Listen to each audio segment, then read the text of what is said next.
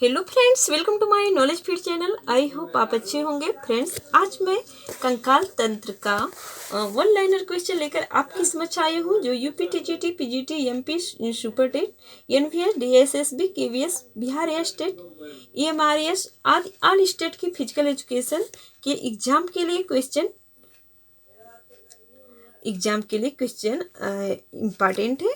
और फ्रेंड्स, मेरे चैनल पर topic wise MCQs one liner question और previous year question UP TGT साल पेपर मिल जाएगा। आप अपनी स्टडी का कंटिन्यूटी बनाए रखिए और मेरे वीडियो से प्रैक्टिस करते रहिए।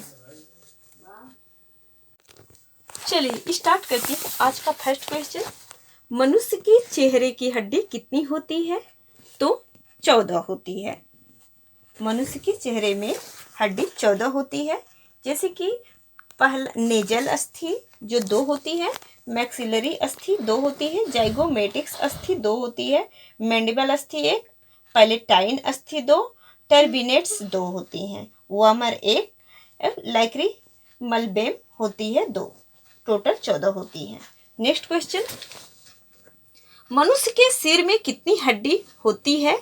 तो ये होती है 8 होती है। 8 इस प्रकार होती है। फ्रंटल अस्थि 1, पैराइटल अस्थि 2, टेम्पोरल अस्थि 2, ऑक्सीपिटल अस्थि 1, स्फिनाइड अस्थि 1, एथमाइड अस्थि 1। टोटल 8 होते हैं। नेक्स्ट क्वेश्चन,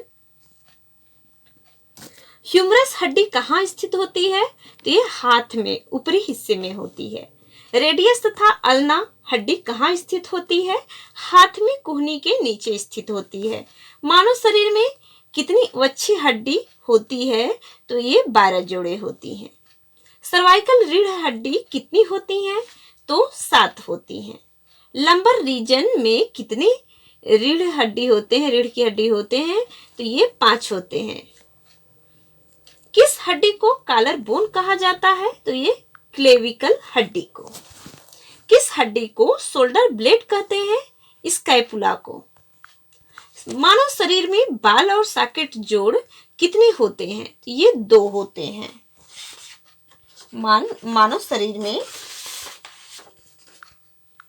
इसमें 2 होते हैं, स्कंध संधियां और नितंब संधियां।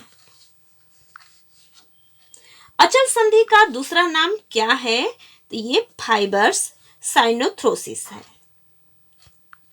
अल्पचल संधि को और किस नाम से पुकारते हैं?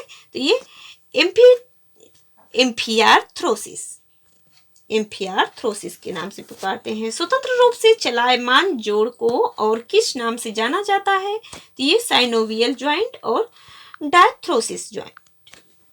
मानव शरीर के अंदर अल्पचल संधि का उदाहरण है, तो यह है प्यूबिक सिम्पोसिस। घुटने की संधि कौन सी संधि कहलाती है? तो ये चल संधि कहलाती है। घुटने की संधि चल संधि कहलाती है। Knee joint. चल संधि कितने प्रकार की होती है? तो ये 6 प्रकार की होती है।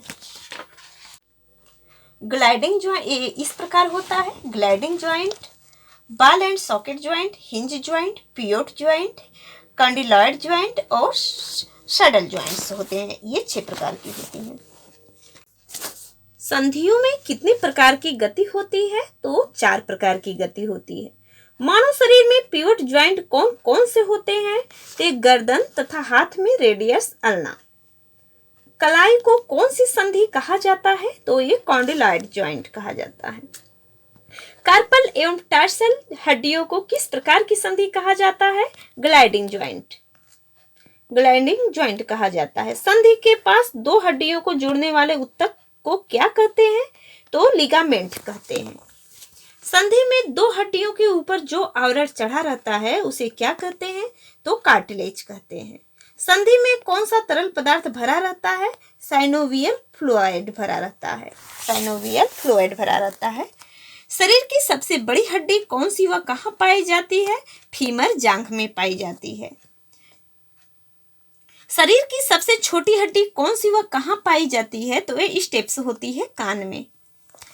अपर लिम्ब की सबसे बड़ी हड्डी का क्या नाम है? तो ये ह्यूमरस है।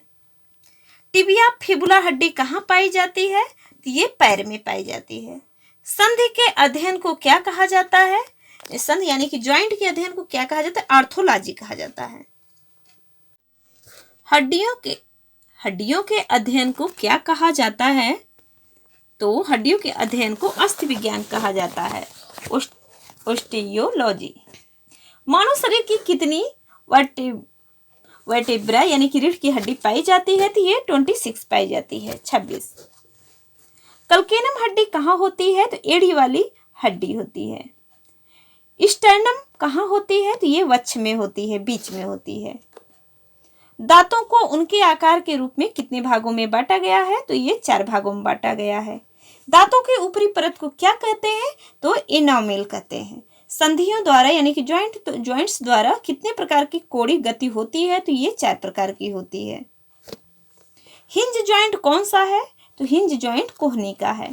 दांतों को इंसीजर्स कितने होते हैं? 4 होते हैं। दांतों में प्रीमोलर्स दांत कितने होते हैं? 8 होते हैं।